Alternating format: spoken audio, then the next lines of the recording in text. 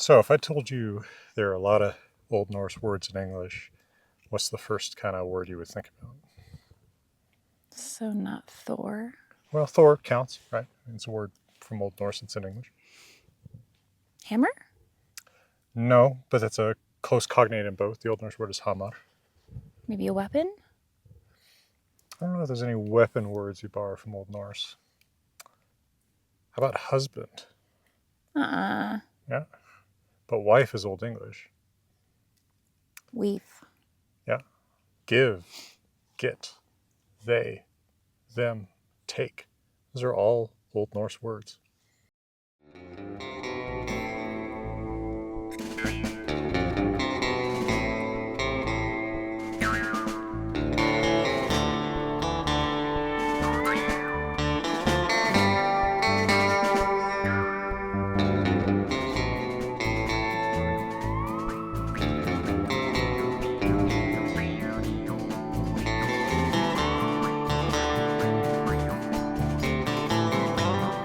Hi, I'm Old Norse Specialist Dr. Jackson Crawford, and I am often at pains to point out that Old Norse and Old English were closely related languages, but one of the biggest surprises of the relationship between these two languages is that during the period that the Vikings occupied much of eastern England, a lot of Old Norse words leaked into English, including at the deepest levels of our vocabulary. So if I say there are a lot of Old Norse words in English, there are some that are kind of obvious. Right, Thor might be one, berserk might be one from Old Norse berserker, ransack, it might not surprise you, is an Old Norse word. Viking is an Old Norse word, of course. Saga is an Old Norse word. But surprisingly, some of the deepest layers of English vocabulary come from Old Norse too. It is not very often that languages borrow really, really basic vocabulary from each other, right? If you borrow words from another language, typically it's for something new, or you're borrowing it from that other language because it's somehow higher status, a little bit more privileged sounding to speak that other language. It's part of why there's so much French in English, because for a long time it was a status language. So notice that, there's the famous thing that our words for animals are mostly English, but our words for their meat are mostly French, because it would have been low-class English speakers raising them and high-class French speakers eating them. Hence, cow is English, beef is French, swine is English, pork is French, etc. Deer is English, venison is French. There is not such a neat divide between Old Norse and Old English. It seems like people kind of meeting each other at about the same level. I mentioned just in that intro, husband is an Old Norse word, but wife is Old English. Brother is an Old English word, but sister is an Old Norse word. If we had kept the Old English word, we'd probably say Schwester today, more like German Schwester. There are also a lot of really basic verbs that got borrowed from Old Norse. Just about anything that has a G followed by a front vowel, a vowel like E, I, is from Old Norse. So get, give, if we kept the Old English words, we'd probably say yit and yiv. Those are Old Norse. Take is Old Norse. The English equivalent gets specialized with a different meaning, and it's teach. So very, very often, Old Norse didn't have these palatalizations and affrications of sound that English had.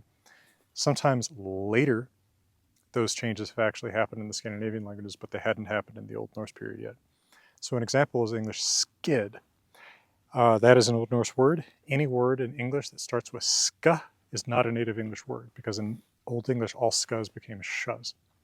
We borrowed skid from Old Norse when that was still a ska, but in modern Norwegian or Swedish, that sound has palatalized now, and skid is modern Norwegian ski, spelled S-K-I, which we have borrowed back as ski, pronouncing it the way that it's spelled to an English speaker, right?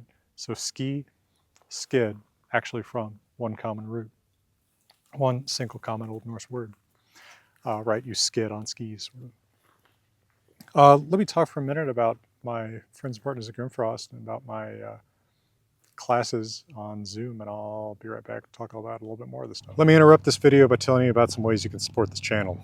You can go to grimfrost.com and support my friends and partners there by buying their awesome replica Viking stuff and their rune merch that actually uses the right runes for Old Norse, Younger Futhark, not the Elder Futhark I'm talking about in this video. And you can join patreon.com/Norse by Southwest, especially at the Scald tier, where you can see live updates about my new translation of the Prose Edda and my massively revised and expanded second edition of the Poetic Edda. You can also take my classes in Old Norse language and myth offered through Eventbrite. There's Zoom classes. You can take them from anywhere in the world. Check out the links in the pinned comment below. So I mentioned that any ska word is not from Old English. So we have a few that are from Greek, like schism, but for the most part, our ska words are from Old Norse. Skull, skill. Sometimes we actually have an Old Norse cognate and the Old English original, and they've both become words in modern English with slightly different meanings. So shirt is an Old English word. Skirt is an Old Norse word. They both mean a garment, but they become specialized to mean different ones. Another example of that is shatter, the Old English word, and scatter, the Old Norse word, slightly different in meaning. But the most surprising contribution of Old Norse to our modern English vocabulary is actually one of the 5 commonest words probably in the language: they, them, their, our plural third-person pronouns. Now, in Old English, the pronouns they, them, their are he, him, hera. So if we continue to say these in modern English, we'd probably say something like he or hi, him, and her. That would mean they, them, their. Now you can tell that would be a little bit confusing because it sounds like singular he and him and singular her. Apparently, speakers were familiar enough with Old Norse to borrow these extremely basic pronouns, and it sort of solved a problem, if you will, of English communication that the plural pronouns sounded so much like the singular ones. Somewhat funny in a way because, of course, as I've talked about elsewhere, they is becoming a singular pronoun in English now, right? It's become the, I'm not sure what gender someone is, right? Who is that? I don't know. I can't see them, right? Now, this has sometimes led, all of this exchange has sometimes led to an assertion that English is a Scandinavian language. But if you look at the 1,000 commonest words in English, they're still mostly derived from Old English, the West Germanic language, not from Old Norse, the North Germanic. Still, the amount of influence is really striking and is deeper. It's in more frequent words than the influence from the next biggest influencer, which of course is French. Now, did the influence go back the other way? A little bit. Old Norse borrows the word boat from English, apparently, either English or Frisian, where it would be about the same. That's kind of surprising given that this is a seafaring society we're talking about, but oddly enough, when you hear Norwegian boat and think that sounds a lot like English boat, you're right. It's from the English word a long, long time ago, oddly enough. And much of the religious vocabulary of Old Norse, the Christian religious vocabulary, is borrowed from English. Priest and words of that nature. Unsurprisingly, given that so many of the original missionaries to Scandinavia would have been English speakers.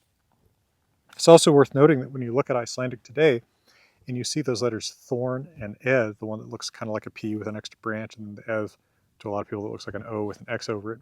Those stand for the TH sounds, the thin and then sounds. And those were actually imported into Scandinavia from writing Old English. Thorn is a rune, but its use in writing the Roman alphabet originates in England, as does the letter eth for writing that sound. So when you look at Icelandic, in a sense, you're looking at something of a fossilized written expression of English itself. So today you can go take some eggs and eat them with your sister, and I hope they are good. That was a whole bunch of Old Norse words for you. Egg is an Old Norse word in English. And yeah, check out some of my other videos about Old Norse and Old English. And from beautiful Colorado, for now, I'm wishing you all the best. Hey folks, we're just here at Boulder Bookstore where I've been signing books again, and for the first time signing the Wanderer's Journal. So if you'd like to get an autographed version of that, go to the link at the Boulder Bookstore. What do you think of this behind the scenes look at the bookstore? I want all the books. They encourage that attitude.